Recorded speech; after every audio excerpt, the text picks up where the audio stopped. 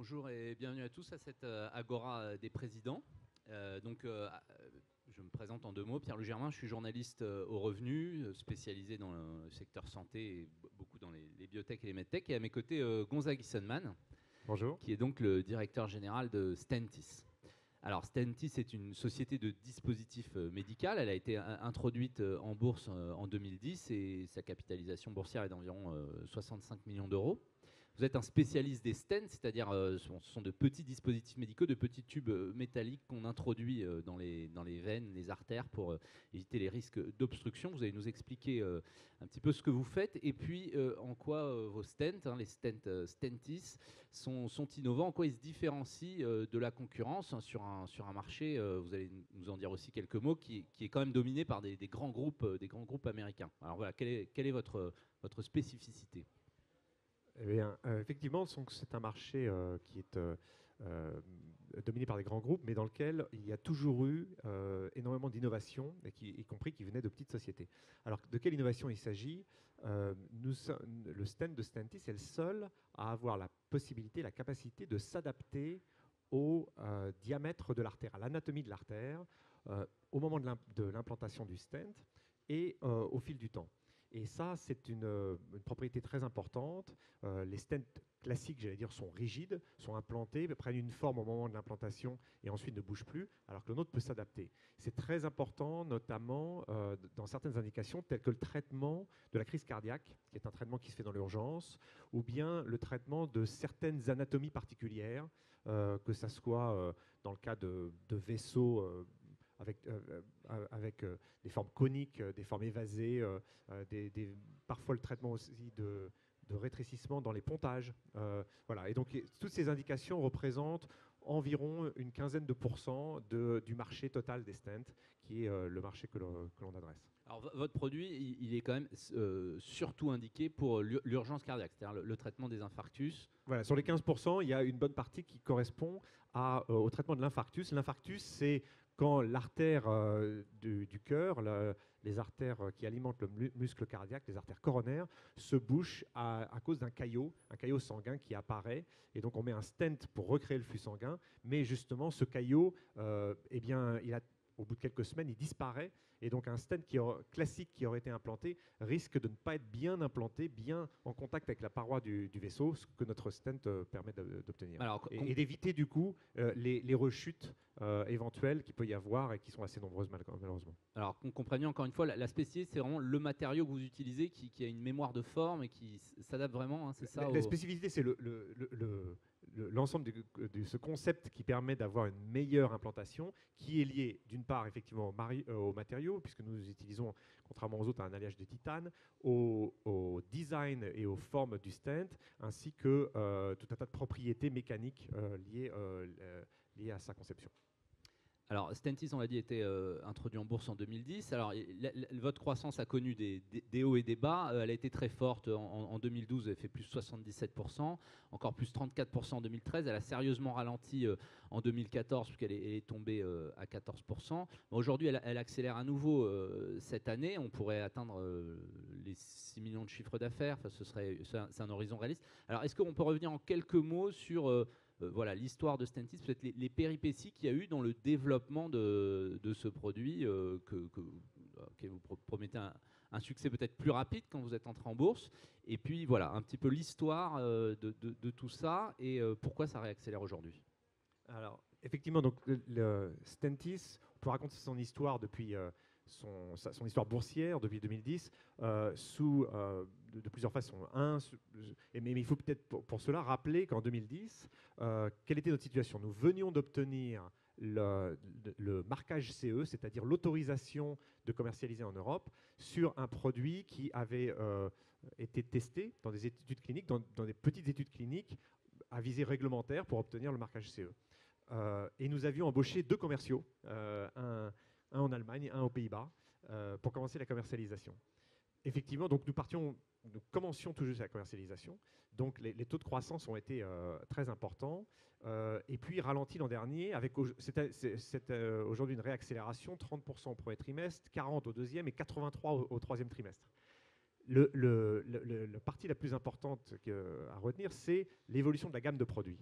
En 2010, on avait une première génération de produits, un produit métallique simple, auquel on a ajouté assez rapidement ce qu'on appelle un stent actif, c'est-à-dire, comme le font d'ailleurs nos concurrents, un ajout d'une molécule sur le stent afin d'éviter les problèmes d'hypercicatrisation qui sont liés à l'implantation du stent.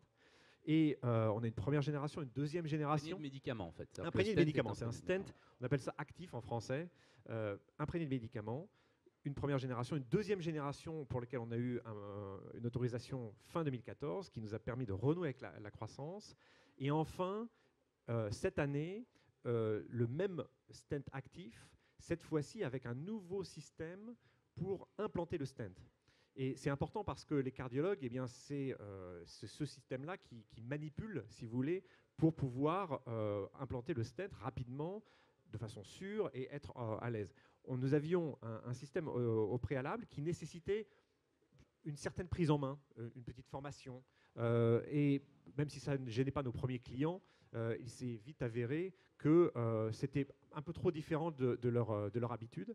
Et donc, cette dernière technologie qui résulte en fait de l'achat d'une société américaine que nous avons achetée l'an dernier pour ses brevets, aujourd'hui, c'est celle qui est sur le marché depuis mai et qui a donné entièrement satisfaction aux cardiologues, parce qu'aujourd'hui, ils peuvent implanter notre stent, qui est, vous l'avez compris, très spécifique, mais exactement à la façon d'un stent classique, et donc en reproduisant le geste. Et ça, c'est j'allais dire, vraiment l'aspect le plus important de cette historique boursière, avec en parallèle, bien entendu, le développement de notre équipe commerciale, de notre réseau commercial, et le développement des études cliniques, puisque en 2010, nous avions traité à peu près 160 malades. Aujourd'hui, il y a plus de 2500 patients qui font partie d'études cliniques et qui sont suivis. Alors, on va y venir. Donc, pour bien comprendre, le produit finalement n'a pas changé, sa technologie et ses atouts sont les mêmes, voilà. Mais il a fallu s'adapter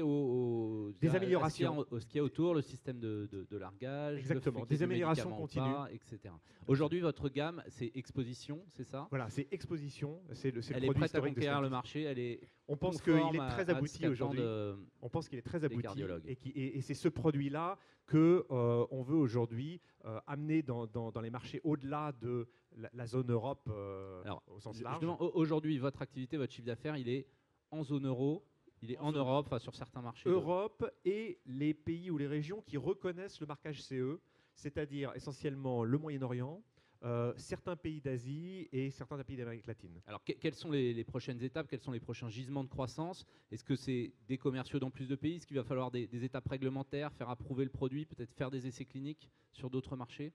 Alors, sur le développement commercial, nous avons déjà en place un réseau à la fois de nos propres vendeurs, nos propres employés, et un réseau de distribution et de partenaires là où on ne peut pas aller, où on ne veut pas aller pour éviter de dépenser les salaires de vendeurs qui seraient quand même assez coûteux, donc maîtriser nos coûts. Donc on a déjà établi ce réseau, on est du coup présent dans 30 pays. Ça va nous permettre déjà, rien qu'à là où nous sommes présents, avec ce nouveau produit, d'amener la croissance dans les prochains trimestres et les prochaines années à des niveaux encore d'hypercroissance, tels qu'on l'a cette année. C'est quoi l'hypercroissance? C'est 50%? C'est entre 30 et 60%, disons. Voilà. Et puis, d'autres grands marchés, pour l'instant, que nous n'avons pas commencé à attaquer, qui sont essentiellement les pays les fameux BRIC, l'Inde qui est un marché énorme, la Chine, la Russie, etc. qui sont des marchés un peu plus compliqués, mais avec là aussi des potentiels énormes. Tout ça, là, vous cherchez des partenaires sur ces marchés? Des partenaires sur le même principe que ce qu'on avait actuellement, c'est-à-dire on travaille essentiellement avec un représentant local, un acteur majeur sur son marché national. Et tout ça, ça représente à peu près 60% du marché mondial, et c'est notre priorité. Les derniers 40%, ce sont les États-Unis, auxquels, bien sûr, nous avons toujours en ligne de mire, mais c'est un horizon plus lointain, peut-être d'ici à la fin de la décennie, en ce sens où la FDA, pour approuver la dernière version de notre stent, c'est-à-dire un stent actif avec un médicament, exige de réaliser des études cliniques qui sont assez coûteuses et pour lesquelles on a besoin du coup de refaire tout un travail également préparatoire et qui nous prendra plusieurs années. Et sans doute un partenaire. Et sans doute un partenaire. Alors, il nous reste quelques minutes. On va prendre éventuellement des questions. Si vous avez des questions à poser à Gonzague Issenman sur Stentis, on est ouvert. Voilà. Monsieur. Les résultats financiers, vous parlez du chiffre d'affaires jusqu'à présent, et les résultats, quand serez-vous bénéficiaire, quand les actionnaires recevront aucun dividende? D'accord. Bénéfices et dividendes. Bénéfices et dividendes. Alors, merci de poser cette question. Effectivement, aujourd'hui, on parle essentiellement du chiffre d'affaires parce que c'est j'allais dire, la mesure financière la plus importante. En tout cas, il faut que nous atteignions, nous sommes encore une petite société, une taille suffisante, une taille critique, et c'est donc la priorité. Donc, effectivement, vous avez raison, monsieur, nous sommes en perte. Nous le sommes depuis l'introduction en bourse. Nous ne communiquons pas sur les prévisions de la société. Nous le faisons indirectement par le biais des analystes qui prévoient un point mort entre 2018, fin 2017-2018. Mais est-ce qu'il y a un niveau de chiffre d'affaires qui correspond peu ou prou au point mort pour Stentis? On l'a dit, cette année, ce sera, en gros, vous devriez atteindre 6 millions de chiffre d'affaires. Il vous faut combien avec les structures actuelles? Il faut entre 15 et 20 millions de chiffre d'affaires. Monsieur. Une question sur la production des stents et sa localisation. Alors, nous avons en fait fait le choix stratégique d'externaliser notre production. Nous avons une fabrication en 3 étapes. La première, c'est le stent lui-même qui est découpé au laser à partir d'un petit tube de ce titane. C'est fait en Allemagne, après avec un partenaire. Ensuite, le revêtement de médicaments est fait lui aussi en Allemagne. Et la production du cathéter est faite à la fois entre les États-Unis et la France. Le cathéter qui permet d'implanter, en fait, le fameux système de largage d'implantation du système, il est fait lui en France et aux États-Unis.